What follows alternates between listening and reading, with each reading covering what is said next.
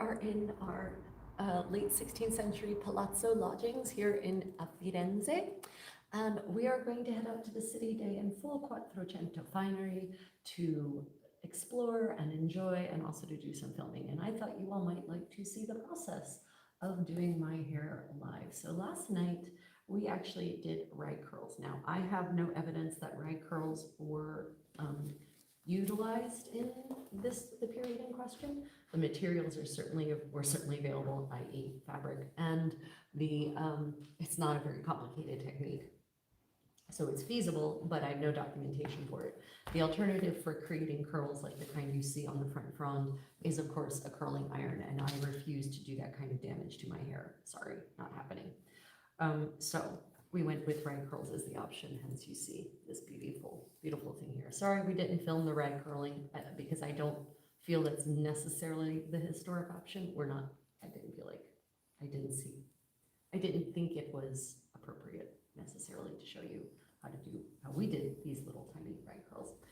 Anyway, so now after having done the rag curls last night and slept in them, we're now going to sort of redo the hair that we just combed back last night to get the positioning for the facial frame. And so basically you're combing the hair straight back, so there shouldn't be a part or anything like that in the center.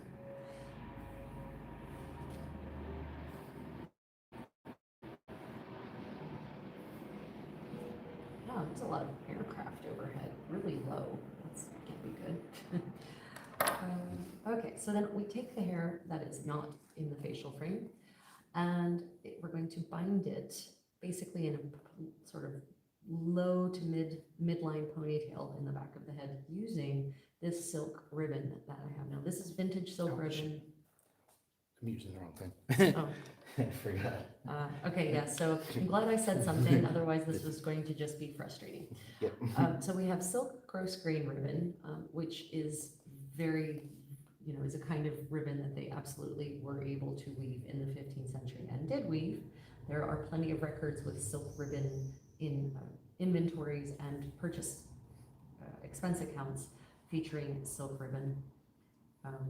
You sometimes see in the hair, we're going to be doing hair taping, and you sometimes see in the hair taping images, portraits in which ladies have their hair taping. You often see white bands taping their hair, and that could be linen ribbon, it could be linen strips that have been folded over on themselves. Sometimes it's really thick, and occasionally you do see gold ribbon in some of the portraits, and I like gold. Gold is a very flattering color. White is very hard to keep white, whereas gold hides grease and dirt. So we're going with this gold gross grain ribbon. This I got, it's actually, the warp is silk, the weft is cotton. I actually bought this was dead stock that I found on eBay, because modern silk gross grain ribbon is generally low quality and also super expensive, whereas I was able to buy like 12 rolls of this for $110, I think. I think each roll has 10 yards, like nine-ish meters for my metric friends. So yeah, so we're forming a ponytail, sort of low mid level of the head.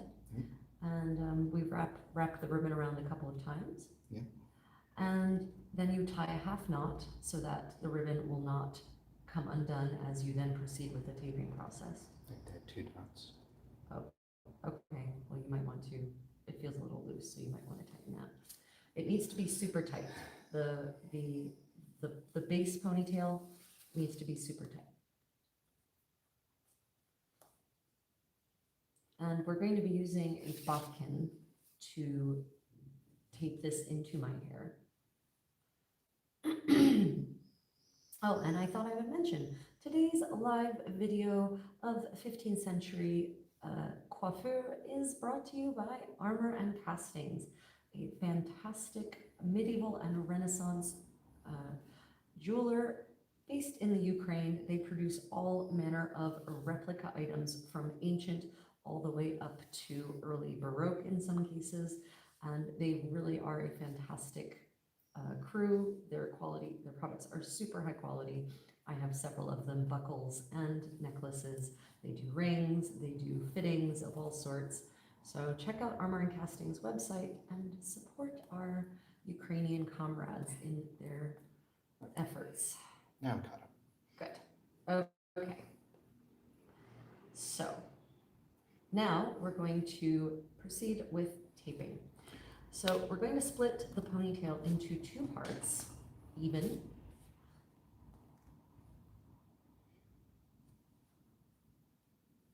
And put the ribbon get the ribbon and the unused tail of the ribbon, the unused tail of hair out of the way, as you just saw. And make sure that the other ribbon is threaded through your bodkin. This is a hand-carved wooden bodkin.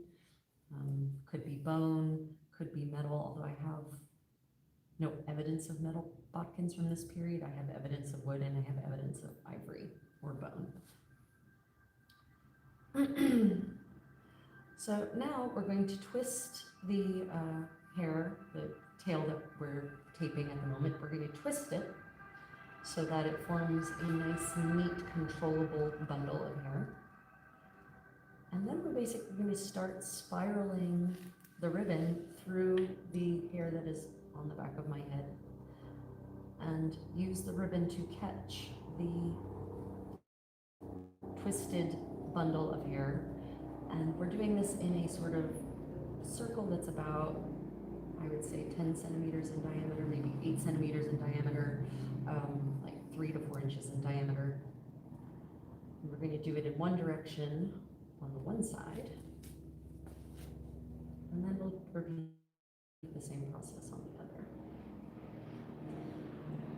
And unfortunately, I cannot look at the screen.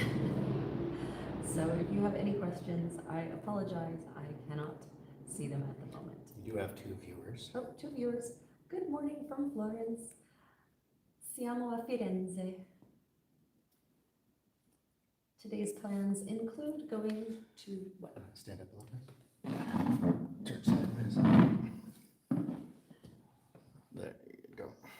Today's plans involve going to the Palazzo Pitti, and we're going to film some dance tutorials for my premium content, premium access content on my Creative Contessa website, and also some performance, just beautiful performance video, which will hopefully edit into an elegant work of art. And that will go on my YouTube channel, and that will be Patreon sponsored content. And then we're going to meander around Florence, make our way to the Galleria degli Uffizi, and going to go and see some of the varied pieces of art that inspire much of my clothing choices, and also, of course, some of the greats. For those who don't know, the Galleria degli Uffizi was once upon the offices, government offices actually, that were built to adjoin the Palazzo Vecchio when it was the city hall, so to say, the Signoria of Firenze, and then of course it was the Grand Ducal Palace, and then it was the place where government business was held, and so the offices, the Uffizi, were built to adjoin that to accommodate the growing grandeur of the Grand Duchy of Tuscany, of Toscana, in the 16th century. But eventually all of that glory stopped, and the Uffizi, the offices, were turned into one of the world's most renowned gallery of medieval and Renaissance art, with masters such as Piero della Francesca, della Rovia, Ghirlandaio, both David and Domenico, Botticelli, of course. I think there's one Da Vinci, one work by Da Vinci in there. And many other lesser known artists as well. And then from there, we will be heading to the Giardini Boveri to enjoy the beauty of the Renaissance garden and maybe do some more dancing there to amuse ourselves and to capture for posterity.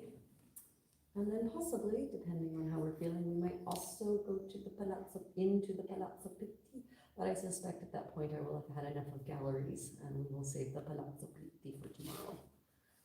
Because for those who do not know, the Pitti Palace is home to also an immense collection of paintings from the 15th and 16th century, but it's literally overwhelming. You walk into these, they're displayed the way paintings were displayed starting in the 17th century. So going up 20 feet of wall art, just layer after layer of paintings and portraits.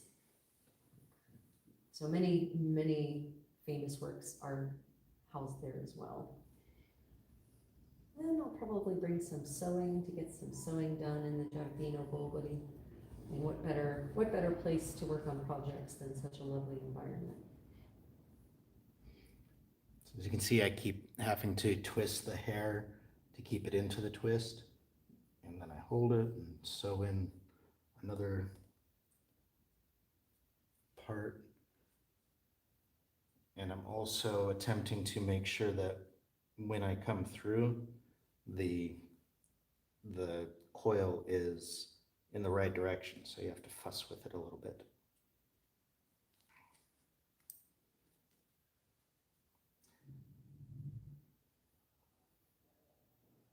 If there is a twist, if it's in the back, that's fine. You just don't want it showing up on the front.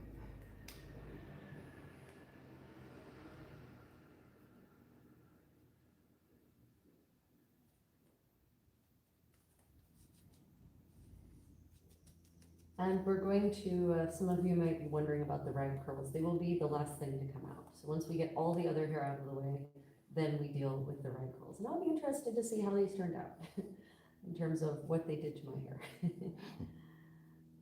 I do have naturally curly hair, especially with the addition of water and humidity, but the hair on the front is so long that to create the more tightly compacted, curled fringe that you see in the more formal portraits, I need to do something more drastic than just water and scrunch.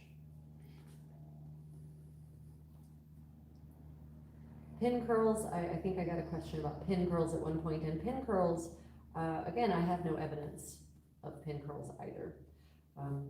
In point of fact, I might have been tempted to do pin curls here instead of rag curls, although rag curls didn't actually take that much time. Pin curls can be fussy. But I only have 2 bobby pins in my possession at the moment, whereas I had strips of scrap fabric. So rag curls it was. So when I get down to this end, obviously I'd have to go back through. So I'm just going to let this hang and start on the other side. I'll take this, maybe go through one more time to get a little bit more of it out and just secure that final bit down.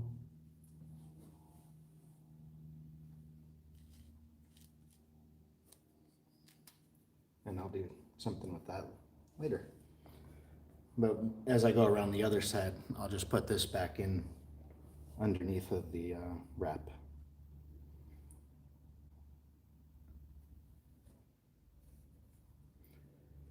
Now this hair taping technique, especially if it's done well and tightly, this can last for days. I literally, at a 2-week medievalist event back in August, I had my hair taped on the first Wednesday, and my hair was still taped in exactly the same taping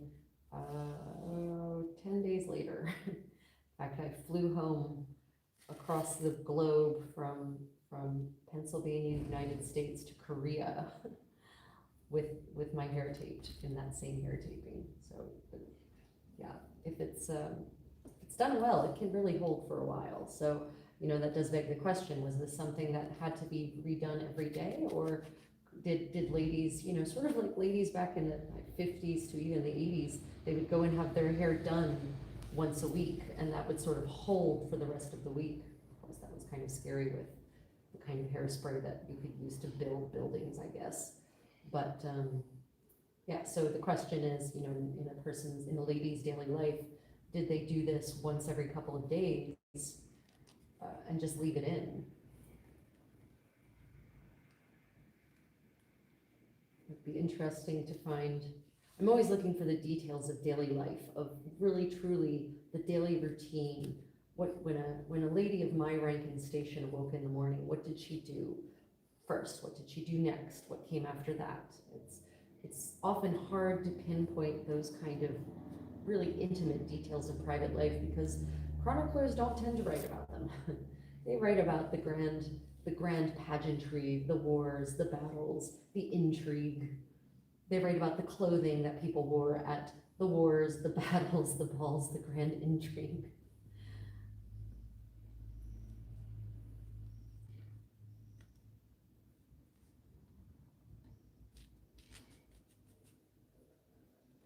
And you know, in starting in, I don't know, maybe the 17th century, you start getting diaries where people literally note down the minutia of their daily lives. But I haven't found that level of journaling as early as the 15th century where it's, you know, today I had a piece of bread and water to break my fast and after mass, and then, you know, I put on a different ensemble to go out to the marketplace, and, you know, I haven't found that level of intimacy, of intimate details. So if you're watching and you know of 15th, 14th, 15th century primary sources that talk about these sorts of intimate details of daily life, you know, the routine from dawn till dusk, so to say, do share it in the comments. I'm always interested in expanding my knowledge. We're up to 4 for the moment. So if you're just joining us, this is a technique referred to modernly as hair taping, because we're using a tape, i.e. a ribbon, to secure my hair to my head. And so we've done one ring with one tail of the hair in one direction, and now we're going the other direction with the other ring.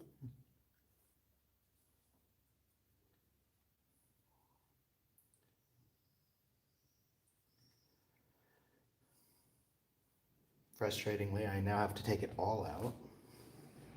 Why? No, joking. Oh. I'm getting low on ribbon, Oh, did you spiral too densely? possibly.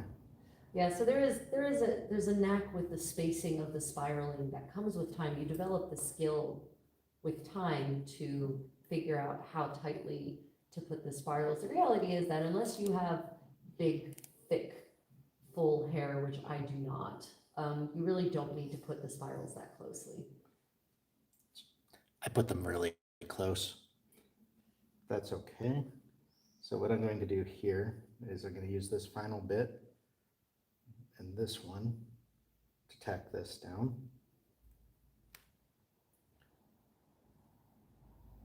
Or not, because it does not like that. I'm going to go back to this original one. Use up just a little bit more on here. It's a lot more hair hanging out this time than the last time I did it. So yeah, the tails of hair, there, if you actually look at 15th century portraits of Florentine ladies, especially the ones in profile, you will actually see the spray of, maybe you don't know what it is, it looks like a tassel, but it's not a tassel, it's actually the ends of their hair. And that's sort of just left to sort of, you know, curl out alluringly, or not alluringly. Fiddle? You want me to fiddle? Yeah. No. Okay, great. Is that too much? No, I don't think so. Does it look Okay. like it's too much? No, not really. Okay. And if you look at the portraits, a lot of these women have blonde hair and the ends of their hair look very ravaged indeed. And that's because they were using a combination of lemon juice and sunshine to bleach their hair to fashionable blonde, which is never good for your hair. It looks pretty good. So now that I'm done, I'm going to just try and tuck some of the ends in here so that they don't show up too much under the thing, and just use the other side to do that. That should hold fairly well. Tuck this up under there too. And then after she puts the veil on, you won't even be able to see that. Yeah, so that is the irony of this whole process. I will be putting a veil on, but I will know that underneath my veil, my hair is properly done. Okay, so now, right, girls. Okay. So now we pull the rags out. And then we see what we have to do to make, make the hair do the thing it needs to do. Yeah. Let me just, let me take a moment. You want to check we're going to check to see if we have comments or questions anywhere. Live chat. You got one viewer on your other live stream too. We do have a couple of comments. Oh, we do? Any comments on the? I don't see any okay. comments. I don't know where to get comments from though.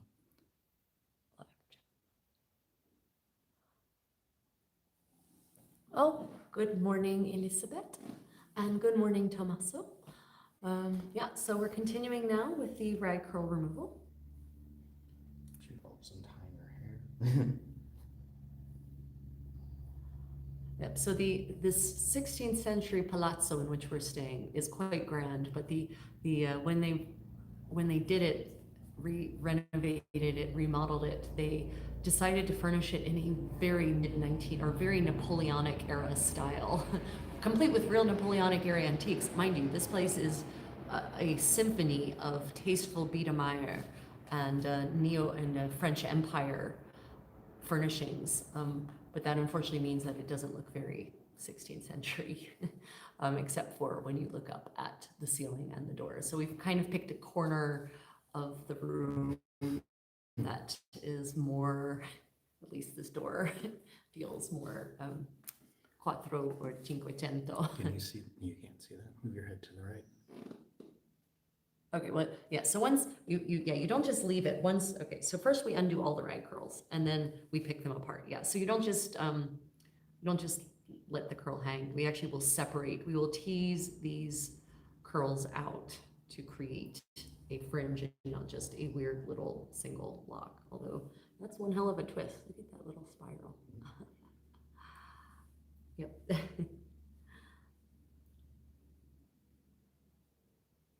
Yeah, I will say my hair responds well to being manipulated into shapes. Now, what we didn't do, and I should have done, if we could have, when you're doing rag curls, a natural method of creating more hold is to actually use a saltwater solution to spray your hair before, dampen it, not wet, not soaking wet, but dampen it before you put in the rag curls. And then of course the salt will actually basically solidify into a sort of mineral stiffener. So yeah, we didn't do that. I forgot. We did this very late last night and I was so tired that by the time I thought of it, the rags were in and we weren't going to redo it at 11 o'clock at night. Not when I'm waking up at like 4:30 in the morning. And why am I waking up at 4:30? That's a valid question, dear viewer. I don't know. No one should wake up at 4:30 in the morning if they don't have to go to work or be somewhere, but there it is. This one's less impressive. It didn't turn out as well. Well, so now I'll just commence with the process of separating this out. This was a bit of an experiment, and I think I know what went wrong with this one. With this one, we did the rag curl and then the rags unfortunately slipped down a little bit. And so the upper part was not twisted at all.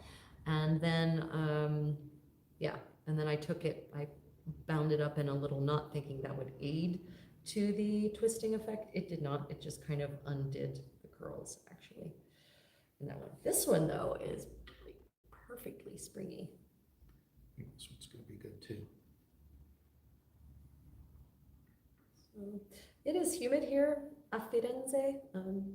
For those who don't know, Firenze is located on the Arno, a river that is an infamous breeding ground for mosquitoes.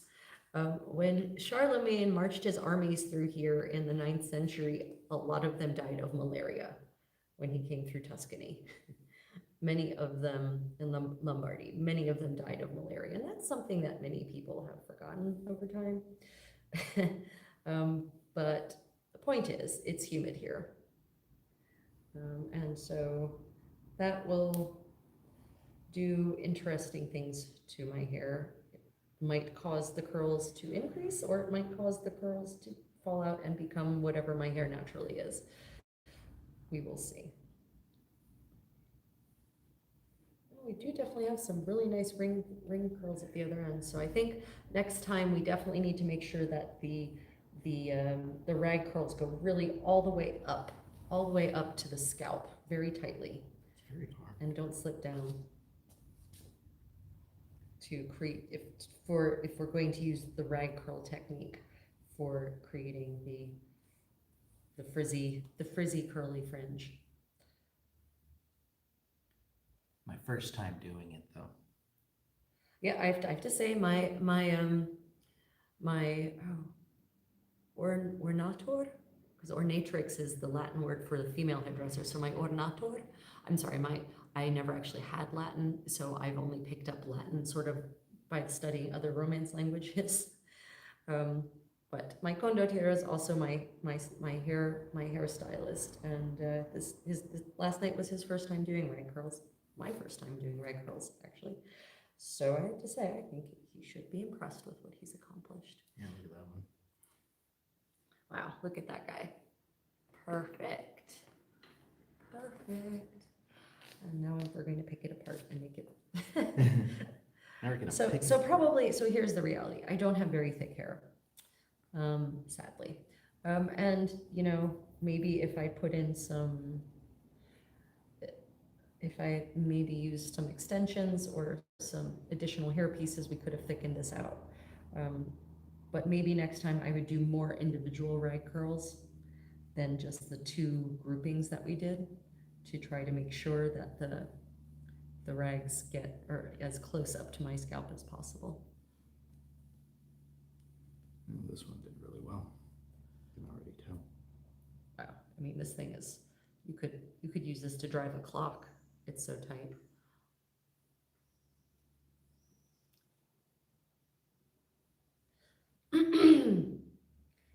I'm loath to pick it apart. It's so perfect, but we have to, otherwise we definitely do not get the right look for the Quattrocento. This is not a 19th century hairstyle. That one. Wow. Definitely does not want to be picked apart. Well, are there any questions about this technique? You are sitting here watching me fiddle and attempt to pick apart these curls. We only have one viewer right now, which I assume is Tommaso. My super fan. Yeah, I've been getting some interesting comments lately in some of my videos, accusing me of not being authentic enough or misleading people by labeling something from the early 16th century as medieval. But you know, medieval literally means Middle Ages, the age between the modern, the ancient world and the modern world. And it's actually a 16th century term, ironically. And the Victorians really glommed onto that. But, you know, it's not like medieval ended one night and it became the Renaissance another night, and the next day it was the modern era or the early modern era. You know, in many cases, many of the institutions and techniques and customs of the medieval world continued on for a very long time past what most people conventionally think of as the Middle Ages. So I'm sorry, for me, early 16th century is mostly still medieval in many places, especially in places like England. You have so many of the medieval institutions still in play. And material culture as well. It's not like, you know, everything changed at the turn of 1499 in terms of the kind of ceramics people use, the kind of combs people use, the kinds of tableware and eating techniques people used. So my job as a creator and as a presenter of my understanding of the world is to give you the information, to provide you with dates and details and provenance, and you as a potential medievalist can decide whether the objects I present you are appropriate for the impression you are trying to create. It is not my job to determine whether something is medieval enough to count as medieval. So if you are the type of medievalist who believes that the Middle Ages ended in 1453 or 1521 or, any other random date, and it completely offends you if something that dates to 1407, 1507 is called medieval, then my channel's not the one for you. Okay, so I can't actually see myself because of the way the phone is being held. Just move your head to the left. That's Okay. pretty good though. Well, it didn't do quite the effect that I wanted. I definitely wanted tighter. I wanted higher up, actually less long. I wanted it to be definitely more in depth. So comment that I think I will share. Oh, could you hit the comment button so I can see that? Yeah. So Tommaso comments that the Renaissance didn't really arrive in Sweden until about 1560 when Gustavus Vasa died. That actually makes sense. Yeah. And what people count, it's funny, is a lot of really modern historians are moving away from the concept of medieval and Renaissance, and certainly away from the concept of the Dark Ages, because that's not how culture works, that's not how history works, that's not how ideas work. It's not like in 1420, suddenly it was the Renaissance in Italy, and suddenly people had completely humanistic ideas and had divorced themselves entirely from the religiosity of the Middle Ages, or the sort of God-focused ethos of the Middle Ages. It's nonsense. That's not how cultures evolve. So yeah, but back briefly to my hair, because I want to get on with my day. I'm not completely displeased with it, but it definitely creates that sort of light curly look that you see in a lot of the portraits. But I think we will try something different next time to make it so that the curls don't really start here, but really start all the way from up here, and that they're less long. So right now they're really narrow. I think I would like them to be slightly have a wider diameter, so to say, in the twist. So we'll see what we can do to make that happen. I have some ideas already, possibly involving thicker rag curls. Anyway, are there any questions before I get on with my day? And before we go out to conquer Firenze? Just a note, we went out attired in such a manner 2 days ago, and everyone in Florence was super excited, including the museum docents in the Palazzo Davanzati. Like literally, they said their year had been made by seeing us in our Quattrocento clothing, wandering through their very Quattrocento, 300, 400 space. Otherwise, we are off for Florence. Myla, could you see if there are any comments or questions on Twitch? Sorry, we're dual streaming. We're doing a Twitch stream because I also have a Twitch presence now, and also a presence on YouTube. So for those who are just joining, I'm sorry, we're about to cut the feed, but you can watch the recording. We've just done my hair. We've just done the rag curls, and now. Oh, right. So for those who are just now joining, here is the back of the finished hair taping process. Do you want to put the veil on before you cut? No, because I want to eat and I don't feel like being back while we eat. It's fine. Oh, put the veil on while you eat. Yeah, and cook. Yeah, fair enough. Okay, everyone. Well, thank you for participating, whether you watched live or will be watching and recording. There will be further adventures. I'm going to be putting out a couple of shorts. I've already started putting out some shorts of our time in Florence, but I'm going to be putting out a couple of shorts of our time in the Palazzo Davanzati, attired appropriately. So stay tuned, everyone. Including a dance. Yeah, including a dance. Yeah, we got to dance. We got to dance in the Palazzo Davanzati as well. Rostoboli Gioioso. Which I was also accused recently of producing American medievalist hogwash. So we did some of our American medievalist hogwash reconstructed directly from an Italian medieval hogwash manuscript from 1463 in the Palazzo Davanzati. So stay tuned for more of my medievalist hogwash from the creative Contessa to your space. Bye, everyone.